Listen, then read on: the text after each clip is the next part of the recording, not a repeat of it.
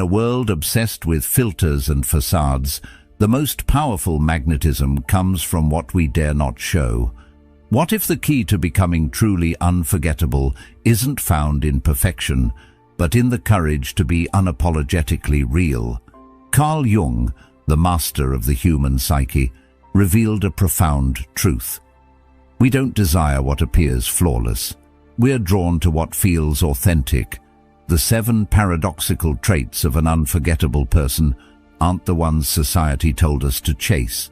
They're the ones we've been taught to hide, suppress, or silence. But here's the twist. What you've been hiding might be exactly what makes you unforgettable. We spend so much time polishing the outside, our appearance, our words, our image, while the real power is buried underneath. That quiet strength, that unshakable calm, that ability to be fully present without performing. It's not about being the loudest in the room. It's about being the one people feel, even after you've left. And the Stoics knew this. Marcus Aurelius didn't speak to impress. He spoke to understand himself. Epictetus didn't chase attention. He mastered his inner world. And that's the real flex today. Owning your truth so fully that you stop needing anyone's permission to be powerful. So if you've ever felt like you're too much or not enough, like people overlook you no matter how much you give, this video is going to flip the narrative. We're diving into 7 secrets that make someone unforgettable, not by strategy, not by charm, but by becoming so rooted in who you are that no one can replace your presence.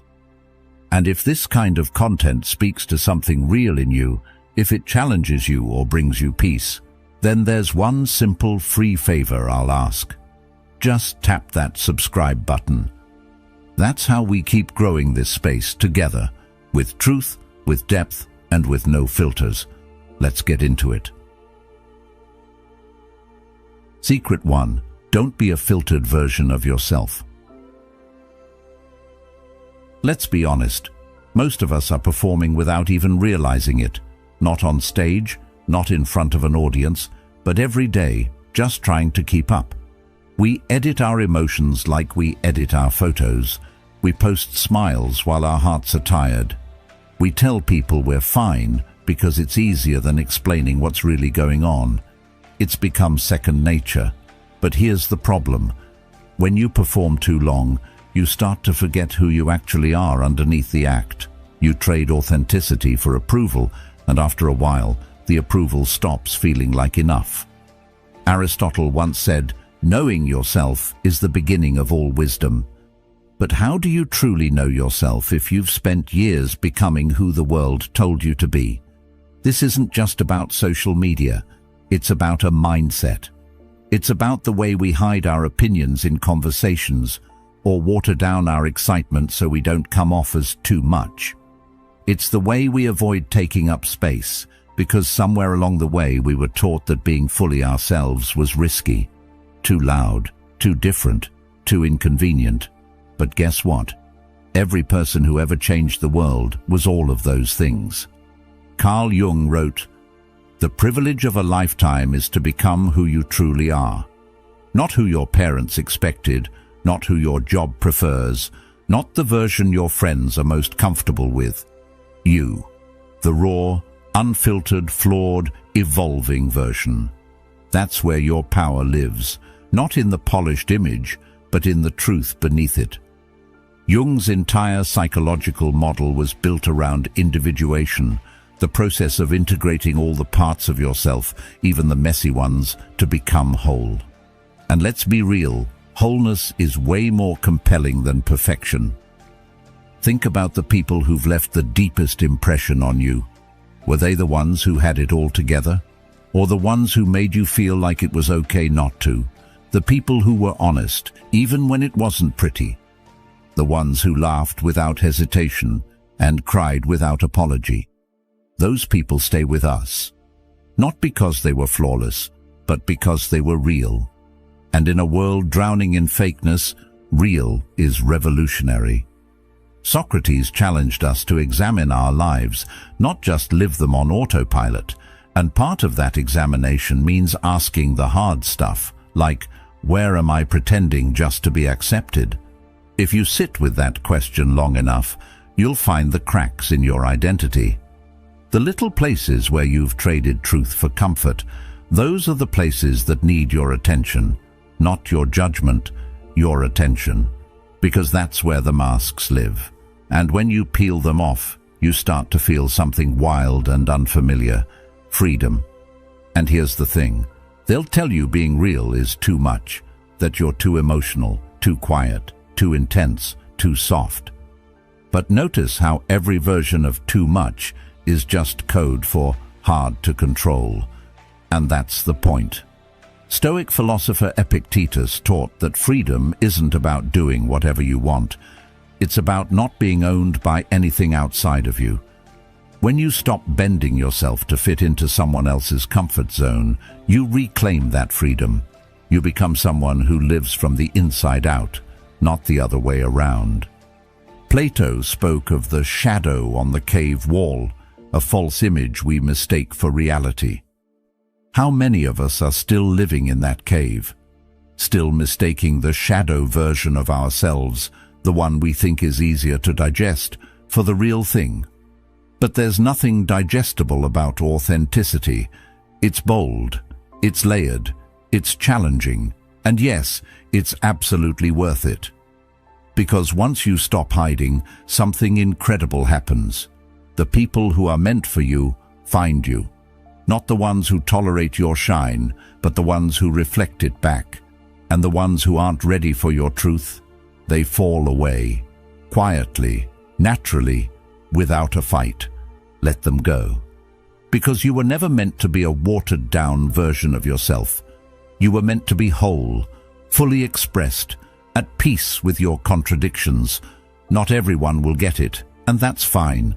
You don't need 100 fans. You need a handful of people who see you, really see you, and love you because of it, not in spite of it.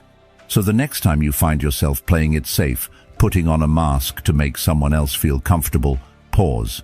Ask yourself, is this me, or is this the version of me they'll accept? That one question can change everything, because self-respect doesn't start with boundaries. It starts with honesty. And the most important honesty is the kind you owe yourself. In the end, we're not remembered for being liked by everyone.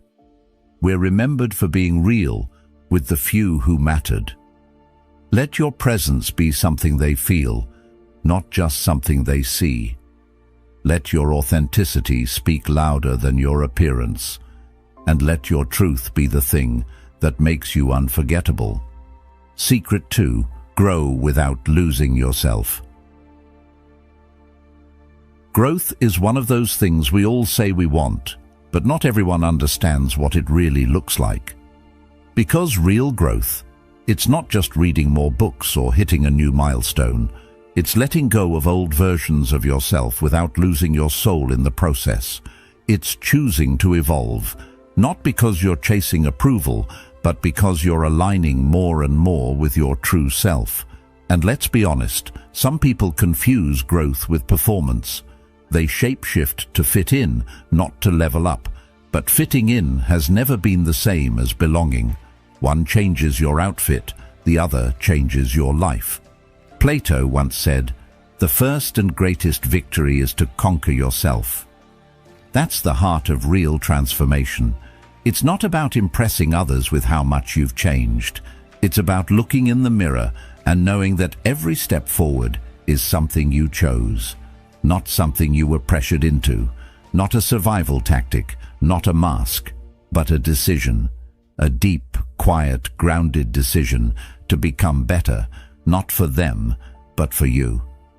The Stoics had this figured out long ago. Marcus Aurelius reminded himself daily, waste no more time arguing what a good person should be one. Simple, director, no performance, just embodiment. Growth for the Stoics wasn't about achievements. It was about character. It was about becoming someone whose inner world wasn't ruled by outside noise. So while everyone else was out chasing popularity, or pretending to have it all together. The Stoics were focused on the inner work, the quiet power, the stuff that lasts. And here's the thing. Evolving doesn't mean abandoning who you are. It means refining who you are. You don't throw away your essence. You expand it. You upgrade it, like a phone that still looks like yours, still functions like yours, but now runs faster, smoother, smarter. That's how your identity works too. You're not becoming someone new. You're removing the glitches, cleaning up the programming, and unlocking features you didn't even know were there. The truth is, you've always had the potential. Growth just brings it online. Carl Jung talked about individuation, the process of becoming whole, and part of that journey is shedding the parts of you that were built on fear, on pleasing others, on avoiding discomfort. Not everything you picked up along the way was meant to stay. Some beliefs, some habits, some identities, they were survival tools, and they served their purpose. But now, they're keeping you small, and the moment you recognize that is the moment you start to evolve consciously, not reactively, not because you're trying to prove something, but because you finally understand something deeper about yourself. Now let's clear something up. Choosing to grow doesn't mean you hate who you are now. It just means you love yourself enough not to stay stagnant. That's the difference. People who fear change usually think growth is about rejecting the present. But real growth is actually about respecting the present so much you refuse to let it be your limit. You say, "I've come this far, and now I'm ready to go further." That's not self-rejection. That's self-respect. Socrates believed that the unexamined life was not worth living. And when you start to examine your life, not with judgment, but with curiosity, you begin to see the patterns, where you've grown, where you're stuck, where you've compromised your values just to fit into rooms you never even wanted to be in. That awareness is powerful, because you can't change what you're not willing to face. But once you see it clearly, you get your power back. You realize you don't need to wait for permission to become the next version of yourself. You can just start. And listen, growth is messy. It's not all glow-ups and breakthroughs. Sometimes it's awkward. Sometimes it's lonely. Sometimes it means saying goodbye to people who only liked the older, quieter, more agreeable version of you. But let them go. Because you're not here to keep everyone comfortable. You're here to keep your soul awake. Aristotle said, "We are what we repeatedly do." Excellence, then, is not an act, but a habit. Growth is the same. It's not a one-time leap. It's a daily decision. It's choosing reflection over reaction, discipline over impulse, courage over comfort. And you won't always get it right. But the goal isn't perfection. It's progress. It's becoming the kind of person who doesn't need to announce their evolution, because it's written all over how you live, how you speak, how you carry yourself. You'll know you're evolving when your silence starts saying more than your explanations, when your peace becomes louder than your anxiety, when the things that used to trigger you now teach you, and when the people you used to chase now chase clarity, because you've made it so clear who you are and where you're going. So if you're sitting there wondering if it's time to change, here's your sign. Don't wait for rock bottom. Don't wait for permission. You're allowed to outgrow what once felt like home. You're allowed to shift, to stretch, to let go of labels that no longer define you. Growth isn't betrayal. Growth is truth. And when it's rooted in your values, not your fears, it becomes something no one can take from you. You don't grow to be loved. You grow because you already love yourself enough to move. And that's what makes you unforgettable. Not the version of you that stayed the same for acceptance, but the version of you that kept becoming, no matter who didn't get it. Keep becoming. Keep becoming. Secret 3. Own your flaws like a boss. We've been sold this illusion that to be loved, respected, or remembered, we have to be flawless. That we need to clean up every rough edge, erase every past mistake, and wear this polished version of ourselves like armor. But here's the truth that no one tells you until you're exhausted trying to keep up. Perfection doesn't connect people. Pain does, struggle does, humanity does. Nobody bonds over how perfect your life looks on the outside. They bond over the moments you got knocked down and still chose to rise. Aristotle said, "Knowing yourself is the beginning of all wisdom." But real self-knowledge doesn't come from studying your strengths. It comes from owning your shadows, from being honest about the parts of you that didn't always have it together, from looking at your flaws and saying, "That's mine, and I'm not ashamed of it." Because shame only has power when you try to hide. The moment you bring those flaws into the light, they lose their grip. And in that moment, you start to take your power back. Carl Jung put it best: what you resist persists. What you accept transforms. That part of you you've been tucking away, the one you think makes you unlovable, weird, too emotional, too complicated, that might actually be your superpower. The very thing that could set you apart, make someone feel seen, or lead someone else out of their darkness. But if you bury it out of fear, you rob yourself and the world of what makes you uniquely you. We've all got scars, emotional ones, mental ones, maybe even physical ones. And society's been trying to sell us cover-up for years. Cover up your pain, your past, your sensitivity, your story. But those scars, they're not signs of weakness. They're proof you healed. They're proof you felt deeply, fought through, and didn't give up. That resilience, that bounce back, that's what makes you magnetic. People don't remember the person who never cracked. They remember the one who cracked, but didn't collapse. Let's bring in the Stoics for a second. Epictetus taught that it's not what happens to you, but how you respond that matters.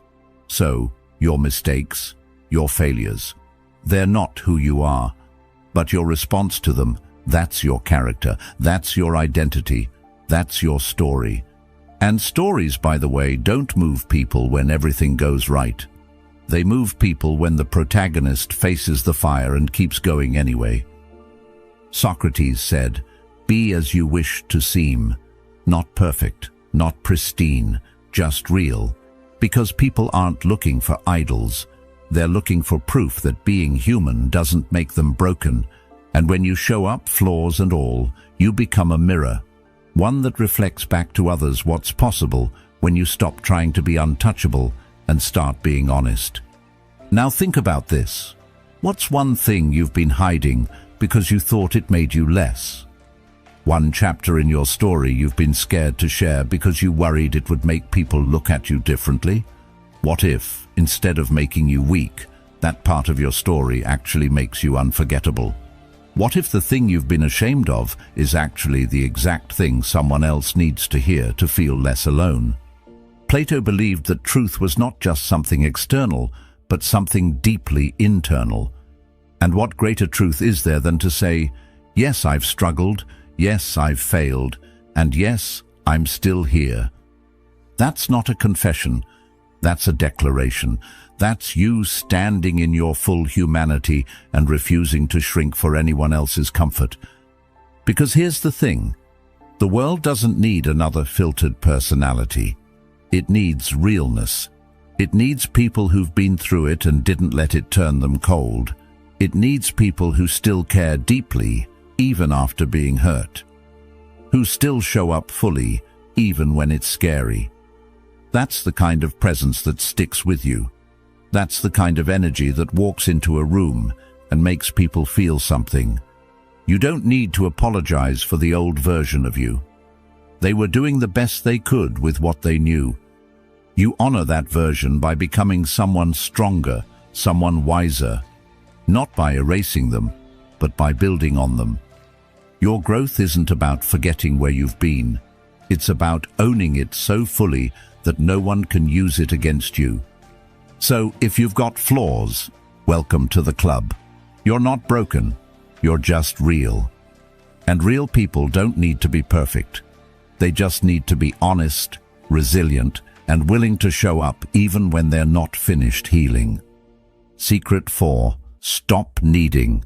Start choosing.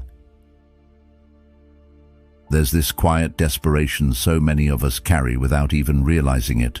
The craving to be picked, to be seen, to be validated. It starts young, right? We're trained to raise our hands and wait to be called on. To play nice, be agreeable, and hope someone notices us. But what no one tells you is this: the more you try to be chosen, the less you feel like you belong. Because being chosen puts all the power in someone else's hands. It says, I need you to see my worth before I can believe in it myself. And that's not power. That's permission-seeking dressed as love. But here's the shift that flips your whole reality. Stop waiting to be picked. Start deciding who earns access. That one change, it's not small, it's revolutionary. Because now, instead of shrinking to fit into someone else's world, you're standing tall in your own and asking, does this person deserve to be here? Not from arrogance, but from alignment. The Stoic philosopher Seneca said, as long as you live, keep learning how to live. And part of learning how to live is learning how not to beg for belonging. You weren't put here to audition for connection. You're not a product trying to earn a sale. You're a human being, full, flawed, growing, and the people who are meant for you, they won't need convincing. They'll feel your energy and recognize it, not just as valuable, but as rare. Carl Jung believed that people project their unmet needs and shadows onto others. So if someone makes you feel like you have to prove yourself to be worthy of love, maybe what they're really showing you is their own emptiness, their inability to see worth without performance. But that's their lesson, not yours to internalize. Your lesson is this: you are the chooser. Your life is your space. Your energy is your currency. And not everyone gets unlimited access just because they ask. Think about how different your relationships would look if, instead of wondering, do they like me, you asked, do they align with the version of me I'm becoming? Not the version that needs applause, not the one that settles, but the version that is grounded, evolving, and choosing peace over chaos. Suddenly, the focus isn't on how to be more likable, it's on how to live more authentically. And when you live from that place, something wild happens. People start respecting you, not for what you do for them, but for how you hold yourself. Plato once said, the measure of a man is what he does with power. And personal power, real, grounded, non-performative power, comes from having standards. From knowing that love, attention, and intimacy aren't things you chase. They're things you welcome when they come from the right place. You get to decide who steps closer and who stays at the gate. Not to play games, but to protect your peace. And let's be real, peace is expensive. You've fought for it. Don't give it away for cheap. There's a confidence that doesn't need to speak. A presence that doesn't need to perform. When you stop chasing approval, people feel it. They feel your self-respect. They feel your boundaries. And something in them, consciously or not, starts thinking, this person's different. I don't want to lose this. That's what makes you unforgettable.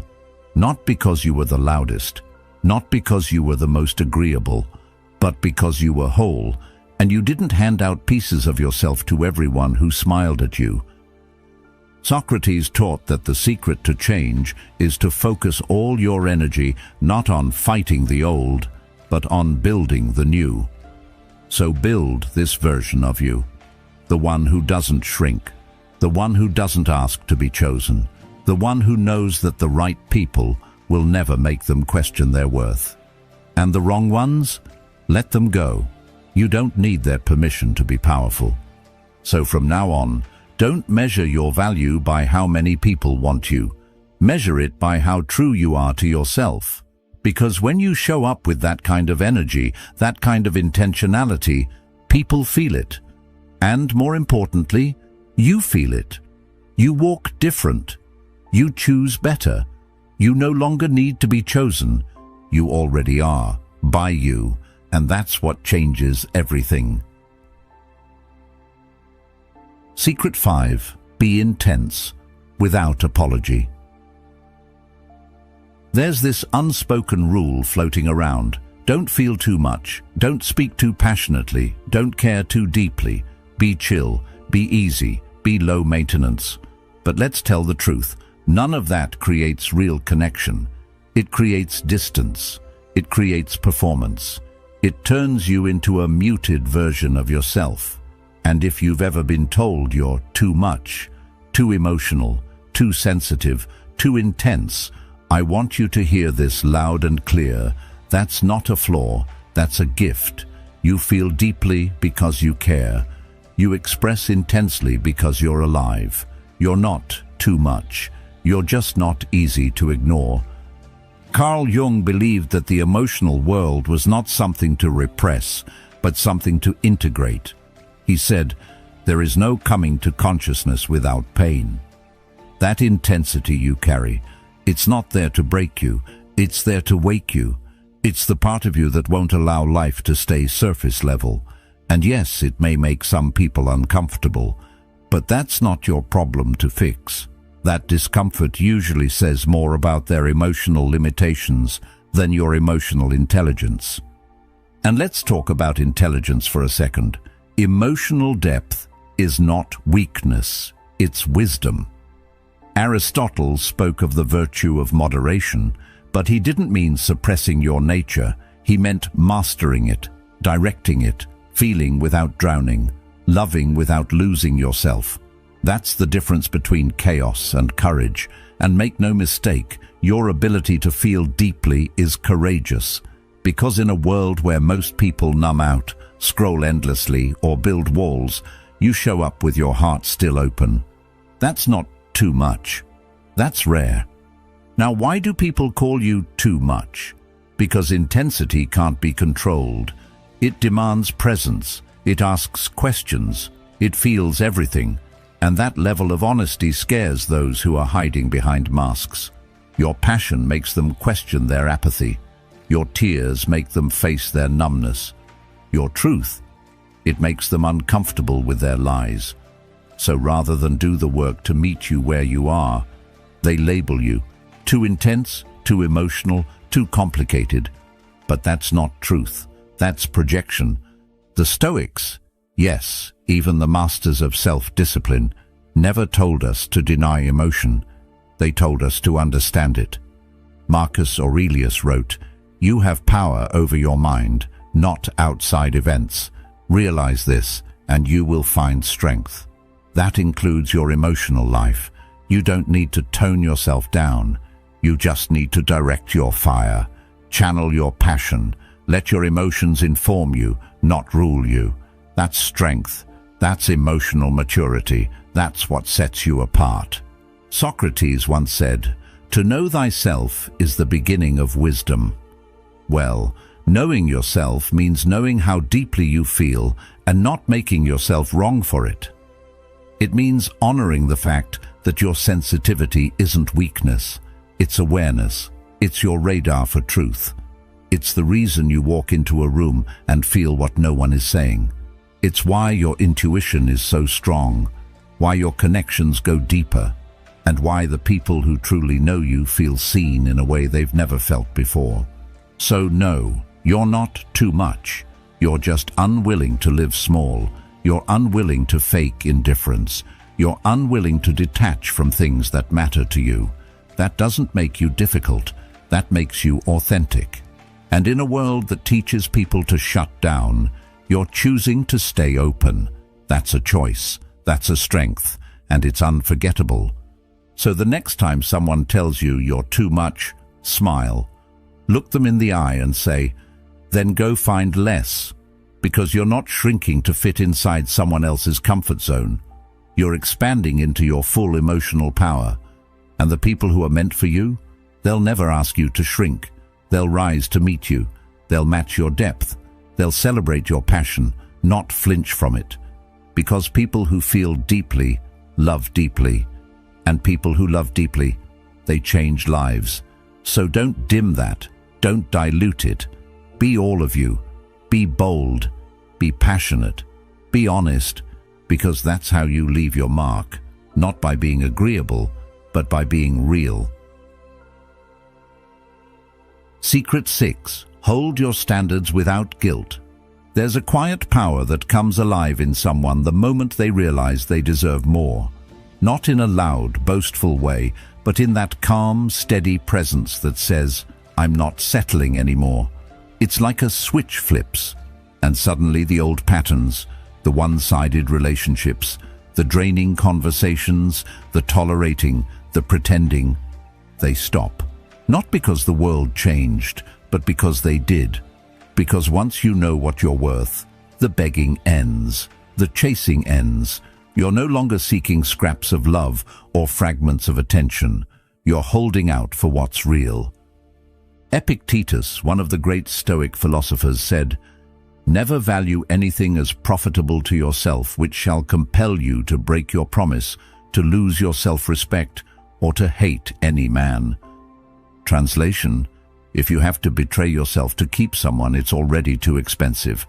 And the people who get that, the ones who walk away without burning down the room, they're dangerous in the best possible way, because they can't be manipulated, they won't be guilted, and they won't stay where their peace keeps getting broken.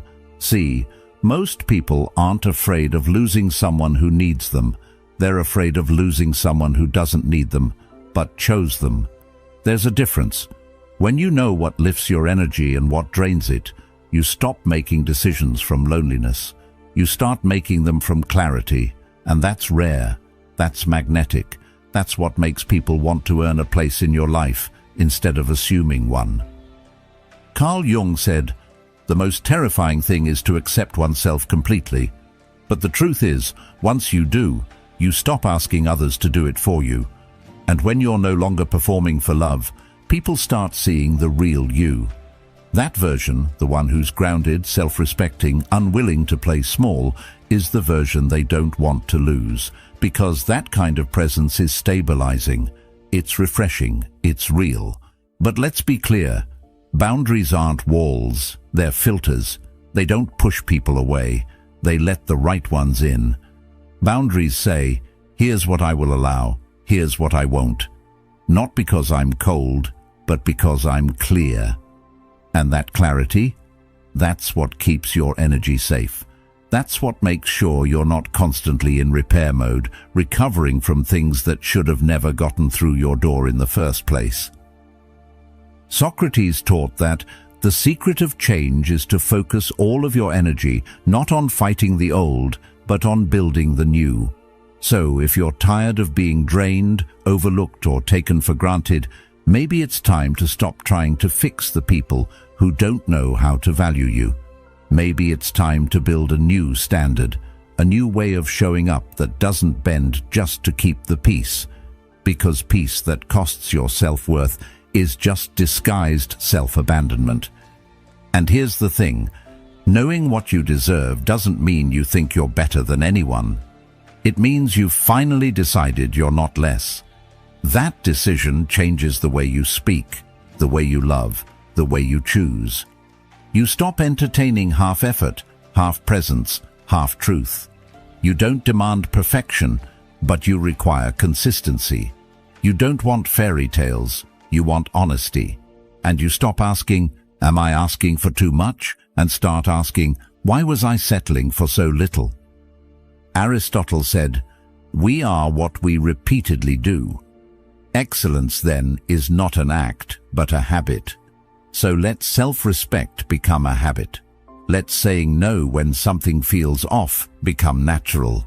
Let choosing peace over popularity become your go-to move. The world will adjust.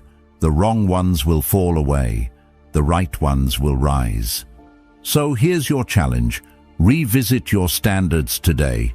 Not your wish list, not the fantasy, but your non-negotiables. The things that protect your peace, that protect your time, that protect you. Because once those are in place, you stop waiting to be treated right. You start expecting it. And that changes everything. Secret 7. Love from fullness, not from lack. There's a kind of love that feels like pressure, like weight, the kind that whispers, "Don't leave me, I need you to be okay." It's not bad intentioned, but it's heavy. It's the kind of love that suffocates instead of supports. And here's the reason why. When you love from a place of emptiness, that love becomes a transaction, a subtle plea for emotional survival. You're not really offering love, you're offering need. And that kind of love, no matter how sincere, ends up exhausting both people. Carl Jung said, "The most terrifying thing is to accept oneself completely." But that's also where real love begins. Because once you accept yourself, fully and without conditions, your love stops being something you need to survive and becomes something you choose to give. You're no longer handing people your broken pieces and begging them to glue you back together. You're whole. And when you're whole, your love becomes light. It becomes peace. It uplifts instead of overwhelms. You see, people think intensity equals love, that clinging means connection. But real connection isn't built on fear of losing someone. It's built on the freedom to choose them over and over again, without fear, without dependency. And that kind of love, it's rare, because it's not about possession, it's about presence. It says, "I'm here because I want to be, not because I'll fall apart if I'm not."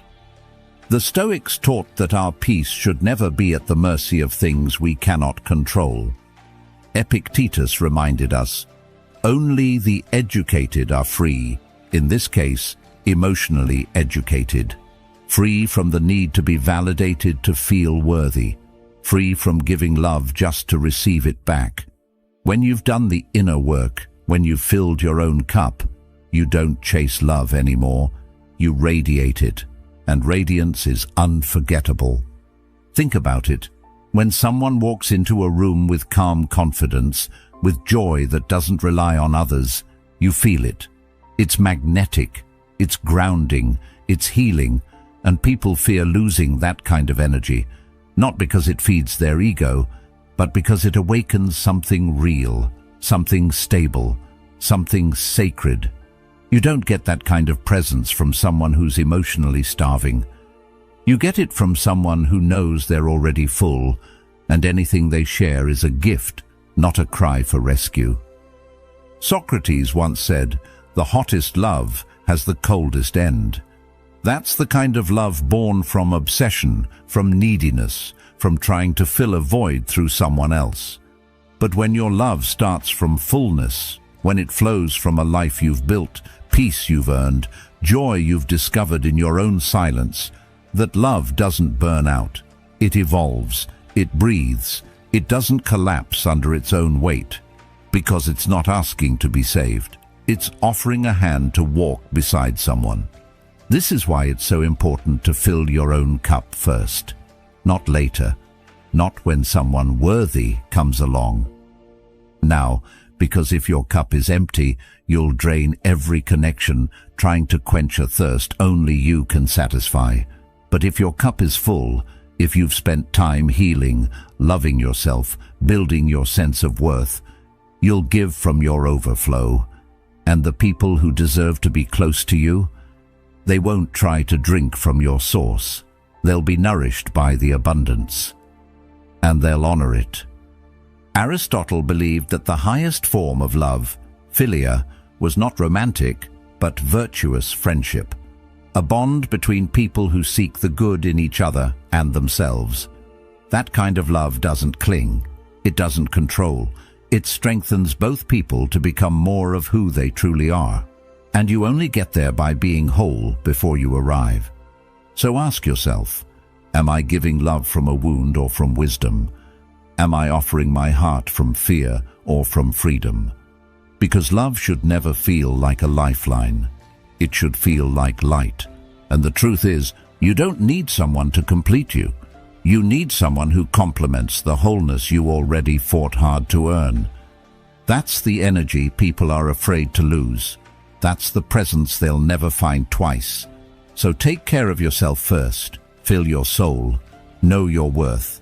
And then, when you love, let it be a reflection of your fullness, not a plea to be filled. The right ones, they won't just stay. They'll protect that light, because they'll know they're in the presence of something rare, and you'll know it too. The most unforgettable energy you'll ever carry is the quiet knowing that you are whole, without needing to prove, perform, or chase. When you choose yourself first, the right people will never ask you to shrink. They'll rise with you. If this message stirred something in you, there's another video waiting right here on the screen that will take you even deeper. Trust me, you don't want to miss it. Thank you for being here and for being a part of Stoic Journal. This space isn't just about philosophy, it's about becoming. Slowly, intentionally, powerfully. And remember, the journey continues. We'll be right here when you're ready for the next step.